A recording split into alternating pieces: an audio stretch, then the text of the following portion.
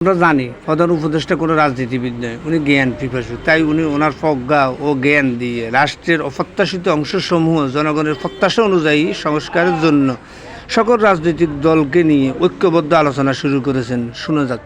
মিলে বিষয়ে আলোচনা করছি, এই জন্য করছি যে এটার থেকে সরে যাওয়ার কোনো উপায় আমাদের নাই জাতি হিসেবে। যদি বলি যে সংস্কারের প্রয়োজন নেই, লোকে হাসবে, এতদিন কী করলেন তাহলে? বললেন যে এগুলো সব বললে, এটা বল, এটা বল, এখন বলে যে সংস্কারের কাজ নেই। সেটা আমরা কেউ বলছি না, সংস্কার দরকার, খুব গভীরভাবে দরকার, হালকাভাবে না। শুধু এখানে আমরা একত্র হতে চেয়েছিলাম সবাই মিলে। আজকে প্রশ্ন উঠেছিল সবাইকে একত্র করলেন কেন? না হলে তো জনে জনে গ্রুপে গ্রুপে গিয়ে বলতে হতো আমাদের জন্য। সেই কথাটা আপনাদের মাধ্যমে আসতে চাচ্ছি এই জন্য যে আপনারাই দেশের রাজনৈতিক দল, আপনাদের দেশের রাজনৈতিক নেতৃবৃন্দ, আপনাদের কাছ থেকে আসলে কাজটা সহজ হয়ে যায়। আমরা একমত হয়ে গেছি এর মধ্যে। এখানে পাতা উল্টালে দ্বিমত আবার খুব বেশি জায়গা পাবেন না।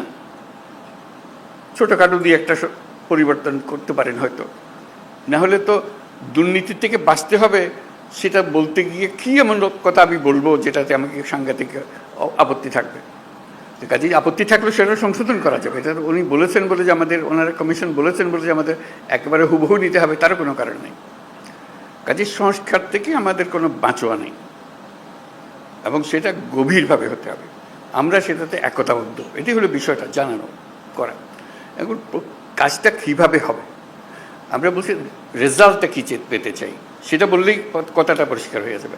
রেজাল্টটা হবে যে আমরা আছি, এই যে প্রস্তাবটা করেছেন তার সঙ্গে একমত, এই জিনিসটা বের করতে চাই। এই প্রস্তাব আমরা আমরা একমত, এটার ব্যাপারে ঐক্যমত প্রতিষ্ঠা হলো। প্রস্তাব আমরা একমত, 2 নম্বর প্রস্তাব আমরা একমত, 4 নম্বর প্রস্তাব আমরা একমত, 3 নম্বর প্রস্তাবে আমাদের একটু অ্যামেন্ডমেন্ট করতে হবে, এটা করে দিলে আমরা একমত। এই জিনিসটা বের করা, আর কিচ্ছু না, যাতে করে একটা সনদ তৈরি হয়। আলটিমেট গোল হচ্ছে একটা সনদ তৈরি হবে, জুলাই সনদ, জুলাই চার্টার, যে আমরা এত কিছু কাণ্ডের পরে আমরা সবাই মিলে এটাতে একমত হয়েছে। কীভাবে এটা ইমপ্লিমেন্ট করবেন সেটাও পরে আলোচনা হবে, কিন্তু একমত হওয়াটা প্রথম জরুরি বেশি। একমত হয়ে গেলে ইমপ্লিমেন্টেশন প্রসিডিওর এমনিতেই বেরিয়ে আসবে এর থেকে। একমত না হলে, যদি ধরলাম হালকা হালকাভাবে না, এটাতে কী করবো, আমাদের করার কিছু নেই, তাহলে আমাদের তো মুক্তি নেই। সারা দেশের মানুষ বলবে যে তোমরা এটার থেকে এটা সহ্য করলে না, এটা সংস্কারও করলে না, আমাদের ঘরের উপর আবার চাপাই দিলে, বলবে আমাদের সবাইকে, রাজনৈতিক দল থেকে বলবে সবাই। বর্তমানে তো আওয়ামী লীগ নেই, তবুও এই ঐতিহাসিক মুহূর্তে সকল রাজনৈতিক দল সংস্কার নিয়ে এক হতে না পারলে ভবিষ্যতে আবার ফ্যাসিস্ট সরকার তৈরি হবার সম্ভাবনা বেশি। রাজনৈতিক দলগুলো দেশের প্রয়োজনে দেশপ্রেম ও যোগ্যতা দিয়ে সংস্কারে ব্যস্ত না থেকে চলমান প্রক্রিয়ায় নির্বাচন নিয়ে ব্যস্ত। নির্বাচন তো অবশ্যই হবে, কিন্তু সংস্কার কখন হবে? সরকার আসলে যে সংস্কার করবে এর কোনো যুক্তি নেই, কারণ সবাই, আওয়ামী লীগ, বিএনপি সবাই তো একই ধাঁচে। দলের সবাইকে নিয়ে বসবেন, এটাতে আমরা একমত, এটাতে আমরা একমত, এটার একমত নই, এটার অ্যামেন্ডমেন্ট লাগবে, এটাতে মোটেই একমত নই। এই তালিকাটা আমাদের কাছে পাঠিয়ে দিলে হবে। আমরা যথারীতি এটা ওয়েবসাইটে দিয়ে দেবো। আপনার সই স্বাক্ষর করার জিনিস আছে ওখানে। আমাদের আলটিমেট হলো ওই চার্টারটা তৈরি করা, সনদটা তৈরি করা। এই প্রস্তাবের পেছনে এতটি দল একমত, এই কথাটা বলা। এই প্রস্তাবের পেছনে সংশোধনী সপক্ষে একমত, এই প্রস্তাব এত দল মানে নাই। এইটা চার্টার যখন হয়ে যাবে তখন আপনাদেরকে অনুরোধ করবো, এটা আপনাদেরই বক্তব্যের প্রতিফলন, আপনারা মেহরবানি করে সই করে দেন। আর আমরা যেটা করবো এখানে বসে এটা বানাবো।